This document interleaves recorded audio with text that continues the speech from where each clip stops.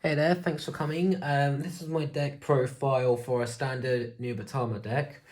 And this is the choice, but I like using one of these decks because it's more suited for strategic and drawn-out battles, but other people have different views, so here's the deck profile if you're enjoying it. So first of all, the starter is using Evil Stealth Dragon here because, well, I like using that one more, and also, as usual, you get to draw an extra card when rolled upon. Now, for the grade 0 lineup, one of the key cards to have is using this, and I'll explain later. So, as you know, with PG grade 0s and the draw one, you would get to draw a card if you get this, but also the Sentinel ability is discarding a card and blocking an attack. But with the Sentinel ability, that will be quite useful later on, as I'll explain. Now, for the other grade 0s, I decided to go for 8 criticals. Reason why is I feel like this deck is quite defensive. You don't really need to add more draw triggers, and I feel like if you add too many draw triggers, you could lose the deck out. So it's just being choice, but I feel like adding 8 criticals is enough for this. But you go.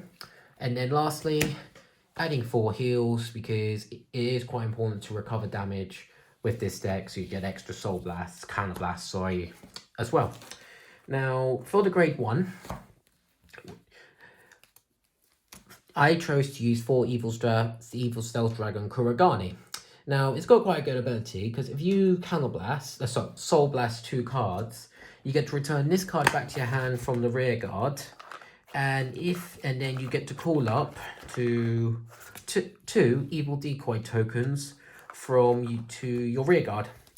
Now, I feel like this card's quite good, but since it severely depletes your soul, it's choosing the right time to use it. Because if you face a deck like Narukami, which binds units, those could go straight away. And also with the Soul Blast, you will need that later on. So what I suggest is try and use this for like a grade as starting Vanguard if you got 2 in your hand, because you really need 1 since it works as both defensive attack or guard unit, but it's up to you. But that's the way I like to play it. The other card I decided to include is this one. So similar to other cards that have been included now is with Stealth Fiend Hugane, if you hit this, and when it attacks the Vanguard and it hits, you get to draw a card. But with this ability, I would suggest playing a grade 1 or something behind it, because if you get up to 13k or more, then if your opponent's an 8k grade 1 and you're attacking it, they would have to use more than a 15k shield, and that would be quite choice at the early games because you may want to save them up later. But I decided to use this card more for its second ability, because if you got a grade 0, which includes the Evil Decoy tokens, it would gain 5k. So you could call 2 Evil Decoy tokens, play that, and that would instantly get up to 13k for even attack or boost. So that's quite a good support unit, I feel like, for this deck. The other card to include 4 copies of Stealth Rogue of the Night Shikuguma. Sorry, I can't say it right. So its ability is, I feel like, quite useful with the grade 2 lineup, because, or if you run low on cards, the Counter Blast, because when placed, if you have 3 or more units, discard a card from your hand, and then this unit gets 3k. UK, but then if there are 1 or less cards face up in your damage zone, draw a card and counter charge, and I'll explain later why that's quite good in the early game. Lastly, I decided to add these cards because its ability is, if you got more rear guards than your opponent when it attacks or boosts on the rear guard, then you get to add a grade 2 or lower card from your drop zone into the soul. So it's quite a good soul charge card with a specific grade 2 that I'm just about to show. So it's quite good with this card, Stealth Dragon Magetsu Gale, because it's got 2 key abilities. One is when placed, if you use Soul Charge and Counter Blast and Soul Blast, you get to draw a card and add 6k. But one of the main reasons I decided to use this because of its second ability is that at the end of the battle, you can put this unit into your soul and return one of your rear guards to your hand. So reason I chose this card for that is because since it attacks, and it attacks early if you ride a grade 2 first, you get to add the instant card you Soul Blasted back into the Soul. So all you really use is a Counterblast.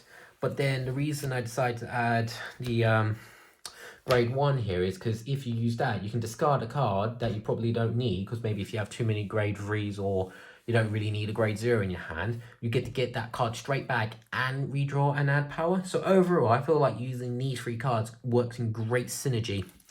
But there was one other reason why I decided to use this card is because I have found this combo quite well on Narukami. So you want to include 4 Zangetsus because with its ability to call a token out and add boost and power, it's quite a critical card for your decoy tokens. And also it's a good rear guard for, because your opponent would need to get rid of a decoy token and you would add this card back to your hand safely. But what I feel like when playing against Narukami is play this card on your Vanguard. Sorry, play this card on your rear guard and play a different grade 2 or so. Place this card, because then what's quite good is when you attack, if you play your Vanguard, you can attack with your rear guard, Zangetsu, attack with your Vanguard, and then whatever happens, even if you can't inflict damage, attack with this card, because then you can add it to your soul, return this card back to your hand, and that way your field's empty and your opponent can't get rid of it. So you can still attack and also save up your hand. And then lastly, for the last card I decided to use is this one, because when played, you choose a unit, and at the end, if it's a grade 3, you get to Soul Blast 1 and also add 3000 power. But it's a good return card as well, because if you need to attack but you don't want to lose your hand, you can Soul Blast 1 instead and return this card to your hand. So I feel like that works quite well against Narukami as well. But I explain why more it's important to keep your soul if you're facing decks like Tachikaze where you can't target specific powers, or if your opponent has a lot of cards on their field and not much in their hand. So first of all, I decided to include 4 Evil Steel Dragon Akatsuki because its 2 abilities is if you retire 2 grade 0 units, that can either be the trigger units or evil decoy tokens. This unit will get 20,000 power, and then if your opponent's grade 3, you get to choose as many cards on your opponent's field and return them back to your hand. And if your opponent is grade 3, your opponent has to discard the same number of cards from their hand.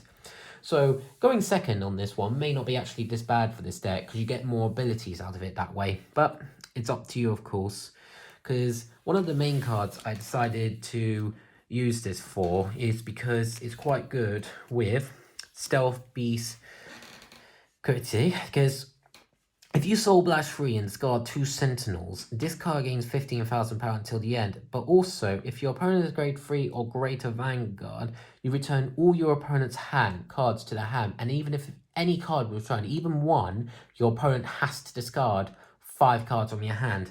That's why I feel like it's important to keep your soul with this, because since you need to get rid of 2 Sentinels and Soul Blast 3, it's quite a high cost, but well worth it. And you play a Katsugi, you could keep 1 unit on the field, play this, get rid of their whole hand, they got no rear guards, and even if they get through to their next turn, they're going to have very limited options, and that could lead you to a winning game. But it's a high cost, so I decided to add 3 because it's my deck synergy, but you may want to add only 2 or 1, but it's your choice.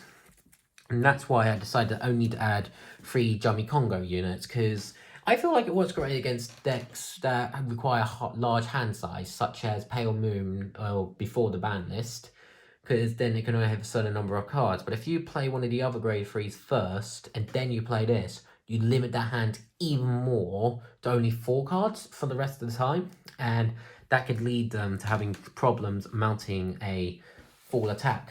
So I feel like 3 is good, but if you want to add 4, go ahead and change around the deck. But this is the description. If you enjoyed it, thank you very much for listening. If you liked it, give it a like and comment away, and I'll try and reply as soon as possible.